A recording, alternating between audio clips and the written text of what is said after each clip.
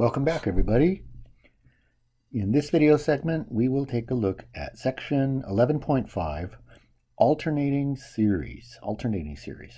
Okay, to begin, most of the series we've looked at so far, with very few exceptions, have been series of positive constants. For example, the sum 1 over n. We recognize that right away as the harmonic series and the divergent harmonic series. If we put in the limits of summation and then write out the first few terms of the series, we're looking at 1 plus 1/2 plus 1/3 plus 1/4 plus 1/5, etc., etc., etc. In fact, this was a series that we looked at very early on when we were talking about the, you're probably getting tired of hearing this example, but the people on a date having pizza. This was what was in the stomach of the person who didn't survive. This series diverged. The sum of the terms becomes infinite, very slowly, but becomes infinite nonetheless. And I mentioned that this was a very important series. One of the reasons why it's so important is it's a series that's used to sort of compare with other series. Now suppose we take this series and we make every other term, or we subtract every other term instead of adding the terms. So suppose we take a look at a series where we have the terms alternating between addition and subtraction. Can you remember what the general term might look like if we take this series and alternate the terms? What do we add as a factor to the 1 over n? What do we insert as a factor? And if you thought something like -1 to the n or n minus 1, you're correct. That's one way of making the terms in a series alternate, or the terms in a sequence alternate, either way. So let's write out the first few terms of this series now. When n equals 1, we're looking at -1 to the 0, which is 1, so we still have our 1. But when n equals 2, we're looking at -1 to the 2 minus 1, or -1. There's where we start to see the alternating occur. And this series does in fact alternate. Now, by making every other term minus, or by subtracting every other term instead of adding every other term, we've created a series that should be, well, I ask you, should the series result in something that is less than the harmonic series, greater than the harmonic series, or equal to the harmonic series? It's pretty clear. If we subtract every other term instead of adding all the terms together, we're going to create something that's smaller. Now, if we create something that's smaller, it still could be infinite. Something smaller than infinity could also be infinite, or it could be finite. It could be a convergent series. I'm gonna let this cat out of the bag right away. This series converges. In fact, this series converges to a very important number. It converges to the natural log of 2. The fact that it converges to the natural log of 2 isn't so important for us right now. This series actually converges to the natural log of 2. Not so important. The idea that it converges at this time is the important thing. This series converges. So by taking a divergent series and creating an alternating series from it, it's possible that the resulting series could, in fact, converge. Now, it's not necessarily the case. Remember, I said by creating a series that results in something less than infinity, without the alternating, we could still get something infinite. So the big question is, when do these new series that we're looking at converge? When do alternating series converge? Or how to determine,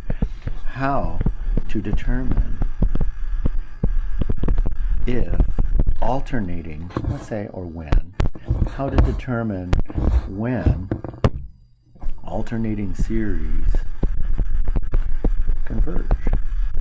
Alternating series converge. Now, the answer to this question is in the form of something that's very important for us. But the result is kind of amazing. We know that if the general term of a series, in particular if our 1 over n's in the case of the harmonic series, if the general term of a series approaches 0, then we know nothing about the series. A sub n, which is 1 over n, approaches 0, but nothing is known about the convergence or divergence. So a sub n approaches 0. However, this tells us nothing about the convergence or divergence of the series.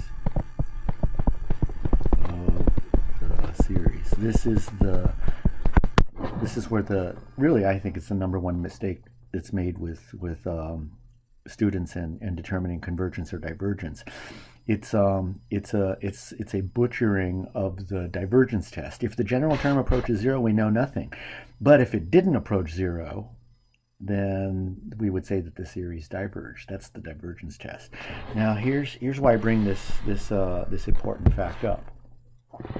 We have something called the alternating series test. The alternating series test. It's really the most important part of this section.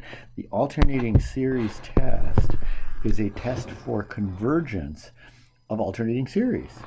It goes like this. If two things happen, if A, B sub n plus 1 is less than or equal to B sub n, and I'll tell you what the B sub n is in a minute. And, well, I should be a little more specific. Your author says for all n, but this statement can be replaced with the statement eventually. The term eventually, I'll remind us what that is in a minute, would be better. Okay, so your author your textbook, and there's nothing wrong with the statement that your author makes, but there's a better statement, and that would be if B sub n plus 1 is less than or equal to B sub n eventually. That means from some point forward. So for all n, say greater than or equal to 5024, that would be just fine. Okay, remember the term eventually means from some point forward. Why do we bring that up? Because remember the convergence or divergence of a series doesn't happen or in the first 100 trillion terms of a series. It happens as n approaches infinity, that is from some point forward. Okay, it's from some point, and it doesn't matter where, but from some point to infinity. So the second thing is, the amazing thing is, and if B sub n approaches 0, then the series, the sum, -1 to the n minus 1 B sub n, and goes from 1 to infinity, with the assumption that the B sub n's are positive. So what makes this series alternate is the -1 to the n minus 1 term. Then, this is the amazing thing. Let me get rid of this TH here. Then that series converges. Okay, let's tear this apart very carefully. What is this saying about alternating series in terms of its convergence? What do each of these parts A and B of an alternating series say? Let's take a look carefully at what these two things say. A, B sub n plus 1 is less than or equal to B sub n. What is this saying? Well, what is b sub n plus 1 compared to b sub n? Well, if b sub n is a term, b sub n plus 1 is the term right after it. I want you to hear that again. If b sub n is a term in a sequence, if b sub 3 is a term in a sequence, then b sub 3 plus 1, b sub 4 is the term right after it. If b sub 4 is a term in a sequence, not a series, a sequence, then b sub n plus 1, b sub 5 is the term right next to it. If b sub 5 is a term in a sequence, then b sub 6 is the term in a sequence, is the term right after it. These commas look like greater than or equal to signs. These are commas. Comma. Comma. So this is saying if the term right after b sub n plus 1 is less than or equal to b sub n, this is saying that the b sub n's are decreasing. If the term right after the term you're considering is less than the term right that you're considering, then that means that the sequence is decreasing. This means the sequence is decreasing. It's a very fancy way of saying decreasing. Fancy way of saying that the b sub n's are decreasing. So if the b sub n's, the b sub n's without considering alternating, remember the b sub n's are the positive part, the positive aspect of the series. The only thing that makes the series alternate are the terms -1 or the factors -1 to the n minus 1. So if the b sub n's are decreasing, and what does this say? That's just a fancy way of saying the limit of the b sub n's are 0. So if the b sub n's are decreasing and the b sub n's approach 0, then the series converges. This is a way of sort of using the forbidden direction of the test for divergence. This is saying essentially that if the general terms are approaching 0, as long as they're decreasing to do that, that's part A, can't be ignored, then you have a convergent series. Okay. If that didn't make sense, let's see how this would play out. So for example, determine whether the series converges or diverges. A. The harmonic series made into an alternating series. What should we call it? Well, I kind of almost slipped it out with a second ago. We're going to call this the alternating harmonic series. Alternating harmonic series. By taking the terms in a harmonic series, by taking the terms in a harmonic series and making them alternate, we create something called the alternating harmonic series. Okay.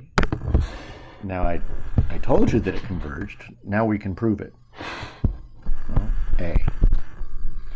B sub n equals 1 over n is very clearly decreasing. There's no need to prove that. We only need to prove that something is decreasing when it's something that's we haven't seen thousands and thousands of times that they're clearly decreasing. In pre-calc, we looked at this sequence. This is a function 1 over x, and in pre-calc we determined that at least it was visually in pre-calc decreasing. In calculus we showed it was decreasing. We showed its derivative was the derivative of 1 over x. Negative 1 over x squared is less than 0, so clearly this is decreasing. So B sub n, which is 1 over n, is definitely approaching 0 as n approaches infinity. Now before, in terms of showing something converge or diverge, this wasn't enough to show convergence of or divergence of the harmonic series. In fact, b sub n approaches 0, but the harmonic series diverge. So this wasn't enough. Now it's enough. with decreasing and the fact that b sub n approaches infinity, b sub n approaches 0. So this is enough now to say that the series, the alternating harmonic series, converges. It doesn't show that what it converges to. That's a little rough. We'll be able to do that next week or very soon, actually. So the series converges, and remember, we never state convergence or divergence without stating a reason. By the alternating series test. Remember, we're calling this test the alternating series test. I'm going to highlight that in red. Alternating series test. The alternating series test says that if the b sub n's are decreasing and if they approach zero, that our series converges. We're going to abbreviate alternating series test by AST, alternating series test. So B.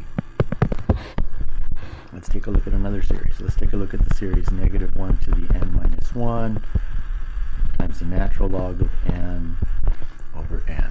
N goes from 1 to infinity. Okay. Well, if we were to consider the series that didn't alternate, if we had the series without that -1 to the n minus 1, that series would diverge. It would be easy to show that it diverges, actually. The natural log of n over n, the natural log of n over n is more than 1 over n. For n greater than 1, the natural log is more than 1. Divide both sides of that statement by n. The natural log of n is more than 1, so the natural log of n over n is more than 1 over n. So this is a good review for you. So the series, the natural log of n, the sum natural log of n over n, diverges by what? By this time, this should be very clear to you what I used. If not, I'll let you know. Diverges by the direct comparison test. Okay. But we're not looking at the sum, a log of n over n. We have an alternating series. So, but b sub n equals natural log of n over n is decreasing. Why? This is where we have to do a little work. It's not immediately obvious that log of n over n is decreasing. So on your homework or on an exam, you need to show this. So let f of x, it's not tough to show, let f of x equal the natural log of x over x. Let's find the derivative of this function. Quotient rule says take the bottom function, square it, bottom function times derivative top, minus top function times derivative bottom. So this is 1 minus the natural log of x over x squared. Now, is that positive or negative? Well, what about the numerator 1 minus log of x? Eventually, the numerator is more than 1. The log of x approaches infinity. Log of x becomes infinite as x, very slowly, but as x gets large. So 1 minus the log of x is eventually less than 0. Eventually, x squared is always positive.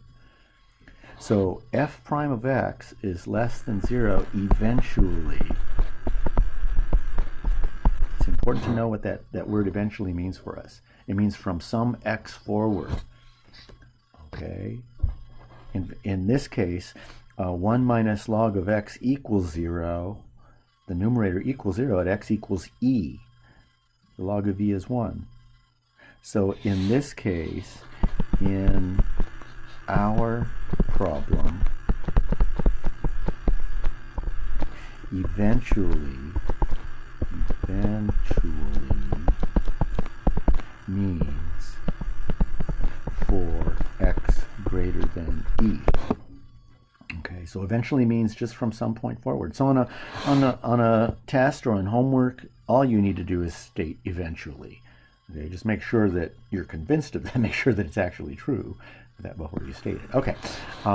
2, the limit of b sub n as n approaches infinity is the limit as n approaches infinity of the natural log of n over n. Well, that limit is indeterminate. This is of the form infinity over infinity. So L'Hopital's rule would work just nicely, but we can't take the derivative with respect to n because n is going through whole numbers, natural numbers. We can't take the derivative of a dot. If we were to dot log, or if we were to plot log of n over n versus n, we'd see a sequence of dots plotted. So we put those dots on a continuous function, log of x over x, and we take the derivative, or rather we use L'Hopital's rule on that. The derivative of log of x is 1 over x, the derivative of x is 1, the limit of 1 over x is 0. Done. This is saying b sub n is approaching 0. That combined with part A says the series converges. So the series, the alternating one, converges. Why? By the alternating series test. Okay. I want to take a look at an example of a series, and we're going to look at this as parts, for example C, of an alternating series. This alternating series is actually from our past. We actually looked at some alternating series before. You recognize it? If not, let me write this in other terms or in a different way. I can combine that -1 factor with the 3/2 factor and write this -1 to the n. N equals 1 to infinity. This is geometric. This is geometric with absolute value of r equals 3/2, which is greater than 1. So the series diverges. So we could have used this fact or earlier work to determine the divergence of this series. And I want to do that. I want to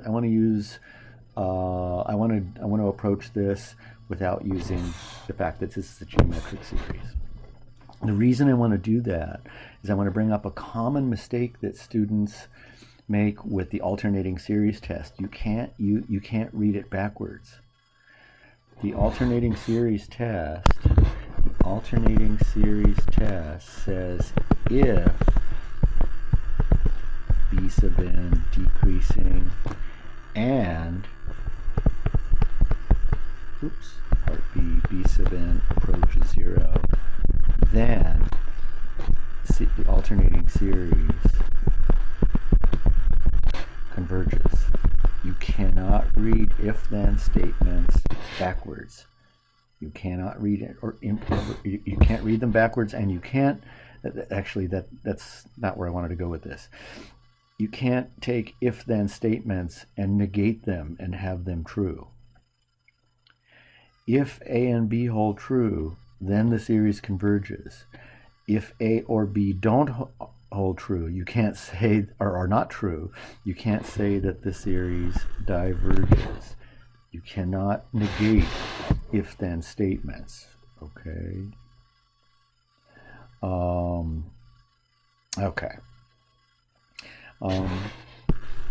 So it's not enough to show that b sub n does not approach 0. It's not enough to say that the 3/2 to the n does not approach 0. So what can we use to show divergence? So the bottom line here is the alternating series test is a test for convergence. It's not a test for divergence. This logical problem is not that big of a deal. You see, b sub n does not approach 0, clearly. The limit as n approaches infinity of b sub n is the limit as n approaches infinity of 3 halves to the n. That's 3 halves times 3 halves times 3 halves times 3 halves ad infinitum. Every time you multiply something by 3 halves, you make it bigger. 3 halves is 150%. If you take 150% of something, you make it bigger. If you take 150% of that quantity, you make it even bigger. So the limit of 3 halves to the n is infinity. Okay, that's not enough to say that the series diverges. However, it says then that the limit of the general term of the series itself, the limit of the general term, -1 to the n, 3 halves to the n, does not exist. 3 halves to the n is getting bigger and bigger and bigger. So -1 times -1 to the n times 3 halves to the n isn't approaching infinity. It's becoming simultaneously big positive and big negative. -1 to the n, 3 halves to the n is an alternating sequence. Okay, half the terms are approaching infinity, half the terms are approaching negative infinity. So as n approaches infinity, the general term of the whole series does not exist. Does not exist means in particular that the limit is not 0. So the series diverges by the divergence test.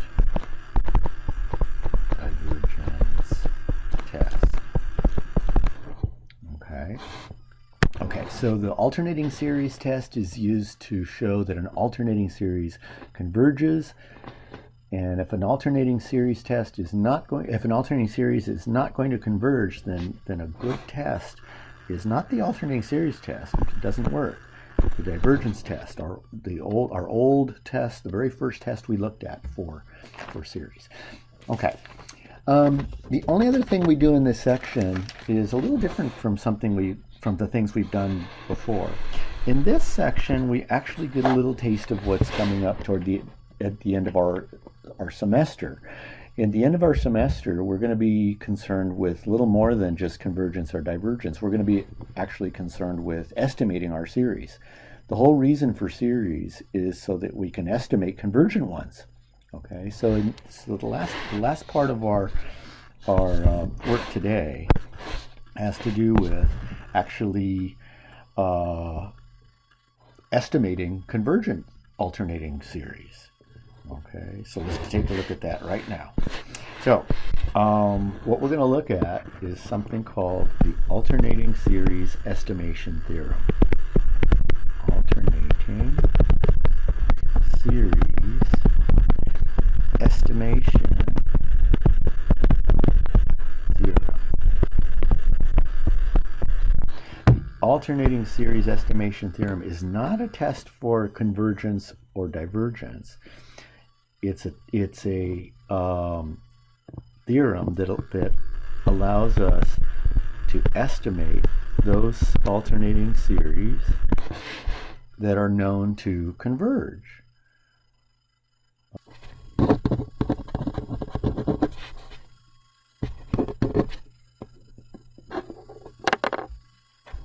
Consider S equals the sum, n goes from 1 to infinity, -1 to the n minus 1, b sub n, where b sub n's are greater than 0. So the only thing that makes this series alternate is the factor -1 to the n minus 1. What does this look like written out? Well, it looks like an alternating series. b1 minus b2 plus b3 minus b4, etc., etc., etc. If we were to isolate the nth term, it would look like -1 to the n minus 1 b sub n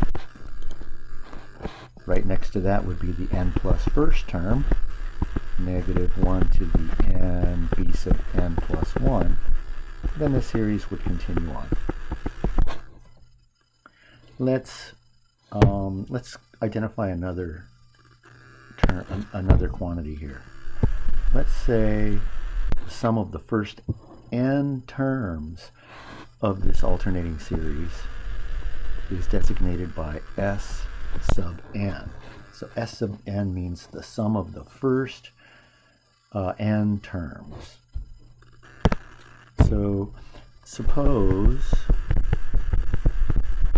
the series S satisfies A, b sub n plus 1s are less than or equal to b sub n's. That is, the b sub n's are decreasing, just like in the alternating series test, and the b sub n's approach 0. So what we're really looking at then is our series S is a convergent series. So suppose S satisfies the conditions for the alternating series test that we just looked at. Now let's identify another quantity. So let's let R sub n equal S minus that S sub n that I identified above in red. What is this R sub n actually equal to?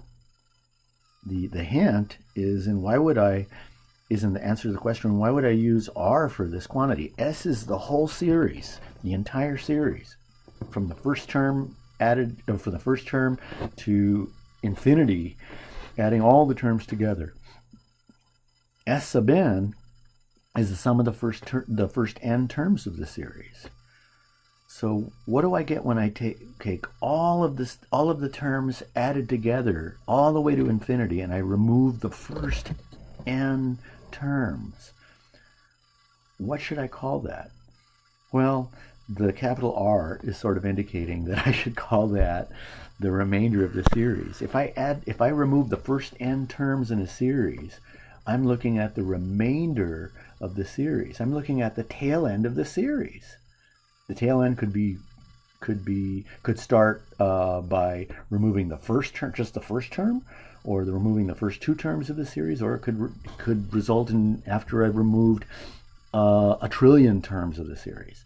So R sub n is just a fancy way of identifying the remainder of a series.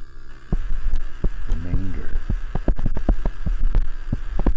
of a series. I've removed the tail end of the series. What would be an even better thing to call that remainder? Put into the context of what I'm trying to do. I'm trying to estimate the series. We estimate a series. How do we estimate a series? We estimate a series by adding together the certain number of terms of the series and then stopping. What does that mean, stopping? It means removing from the series the tail end of the series. So if I estimate a series by adding together the first n terms of the series, I've created something by doing that, by chopping off the series and removing the remainder. I've created what? I've created what's called error. So this R sub n is another way of identifying the error introduced by removing the sum of the first n terms. Okay, so I'm going to cut to the chase here. The alternating series estimation theorem gives us a way of identifying that very difficult quantity. Error is a very, very difficult quantity to get a hold of. Error is the remainder of the series. The remainder of a series is, again, another series. It starts at the n plus first term and goes to infinity. The amazing thing is that the alternating series estimation theorem says, this is the conclusion, that the absolute value of our error, the absolute value of our remainder, never gets any bigger than the first unused term in absolute value. But go back to our series when we were writing it out. the tail end of a series, starts at the first unused term. So remember that r sub n is -1 to the n, b sub n plus 1 plus -1 to the n plus 1, b sub n plus 2 plus -1 to the n plus 2, b sub n plus 3 plus ... It goes forever. It's a series. This is the terms in the series after removing the first n terms. It's a very complicated quantity. But the error is no bigger than the absolute value of the very first unused term, which is just b sub n plus 1. That's amazing. That's amazing. So if we want to get a handle on error, if we want to estimate our maximum error, all we need to do is look at the term right after where we've cut off where we've terminated the series, right after the nth term where we decided to end. That n plus first term, the absolute value of that is giving us an upper bound. It's telling us our error is no bigger than that. So here's how we do this, how we use this idea in practice. So for example, compute the sum, n goes from 1 to infinity, of -1 to the, let's say, how do we want to do this? N minus 1, 1 over n squared with, let's say, the absolute value of our error no bigger than 0.01.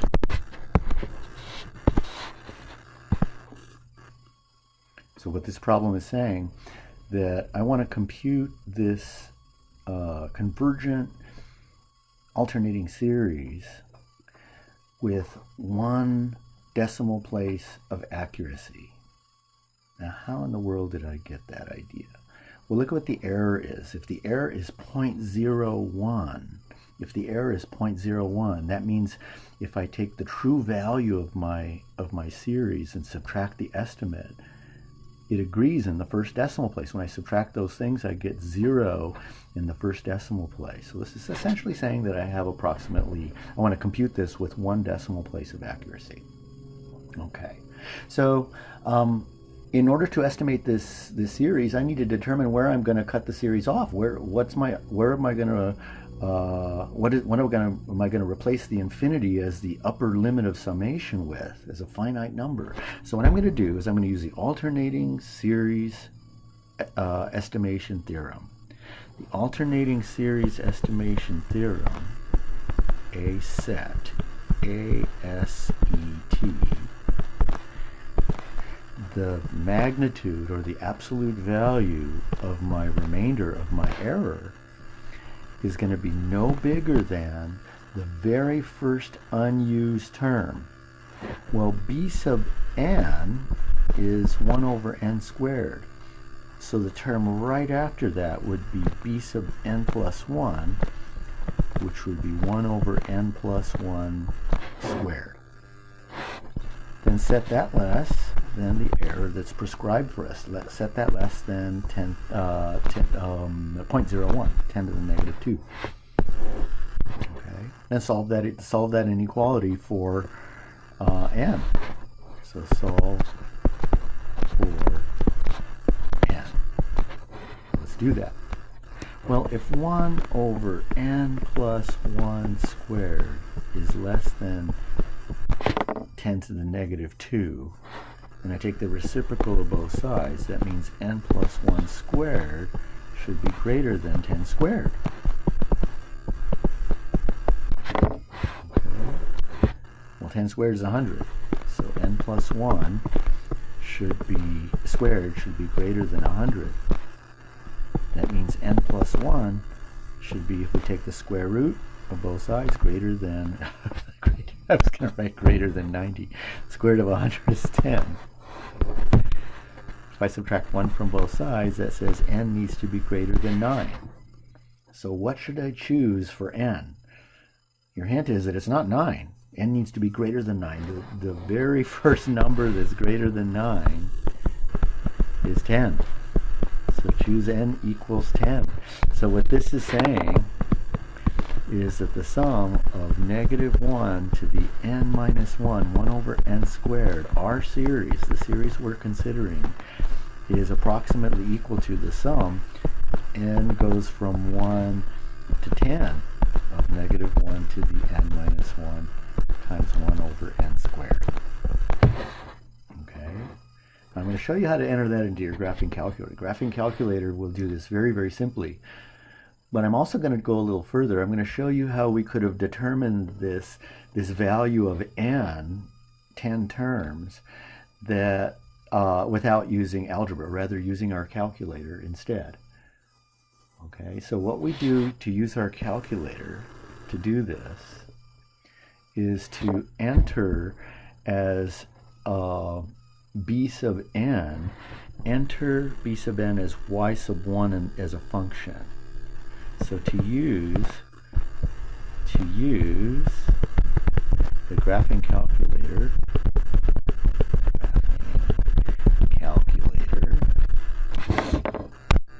suddenly my caps are becoming really, really, very, very sloppy. Hang on a second. So to use a graphing calculator,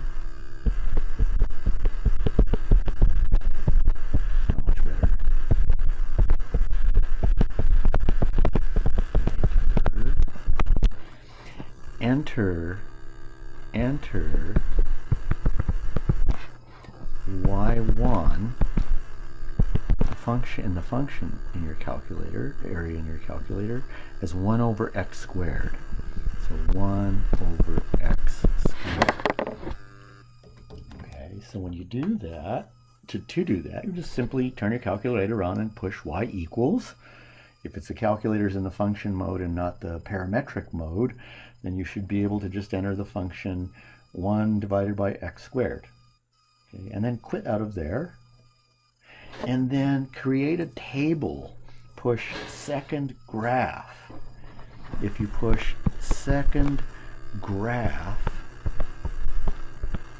you can form a table of n versus b sub n. I did that, and my table looks like this. My table looks like this. In the first column, I have x. In the second column, I have y sub 1. Now remember that x is our n, and the y sub 1 is our b sub n. And what I see in my calculator are the following values. I see, let's see, where is it starting my table here? I see when n equals 1, I see 1. I'm going to write some values out as quickly as I can. I see 0.25. I need a few of these. I see 0.1, 1, 1, 1, 1. I'm going to jump down a bit.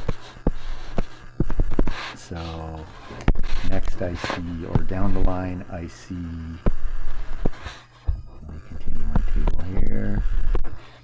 I see at, where is it? At, let's say, 8 for n. I see 0.1, 563.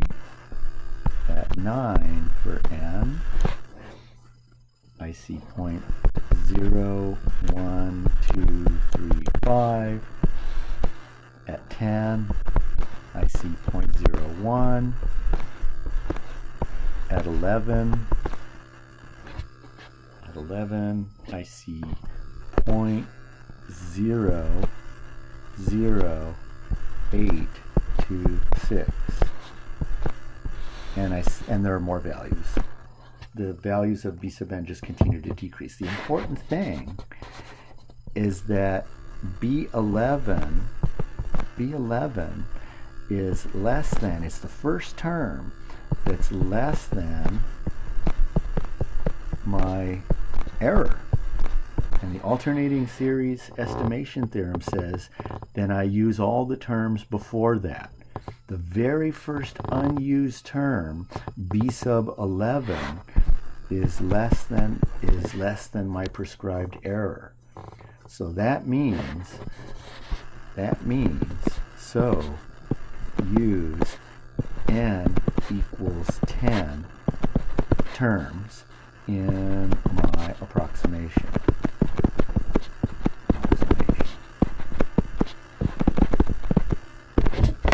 Okay.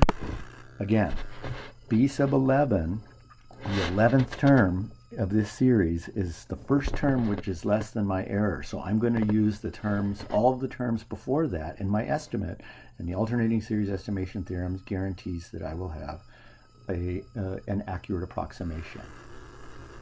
So this says that the sum, n goes from 1 to infinity, negative 1 to the n minus 1, 1 over n squared, from our calculator is approximately the sum n goes from 1 to 10, negative 1 to the n minus 1, 1 over n squared.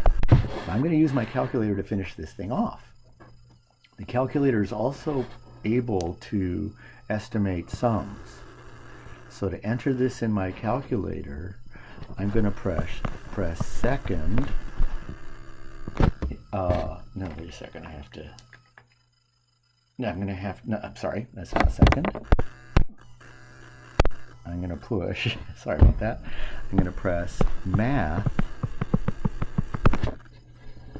And if you press math, you see a menu pop up. And if you scroll down a bunch until you hit 0 after 9, it'll have summation. So you could bypass the scrolling and just simply push math 0.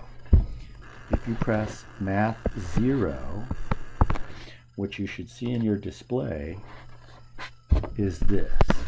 What you should see in your display is your calculator asking you essentially what you want to estimate. What kind of a sum do you want to put in? And you just put in, you scroll through these blanked areas with the values you want. Specifically, you press x, not n. X is our variable. X is playing the role of n. X equals 1. So x equals 1. Then if for the upper limit, you put 10. Now, into the parentheses, you don't put y1 because y1 didn't have the alternating term. So you into the actual summation, you're going to put in negative 1 raised to the x minus 1 power, then times y sub 1. The actual keystrokes to get that are, I'm doing this at the same time, so I'm fumbling a little bit. So the actual keystrokes to do that are negative, you press in parentheses, negative 1 raised to the, and in parentheses, x minus 1, the x variable in the TI calculators, x comma t comma theta comma n. Then I'm actually going to do this at the same time to make sure it works, to the x minus 1. Then get the cursor out of the exponent and then multiply by y sub 1. So to get y sub 1, if you have a newer TI calculator, you press alpha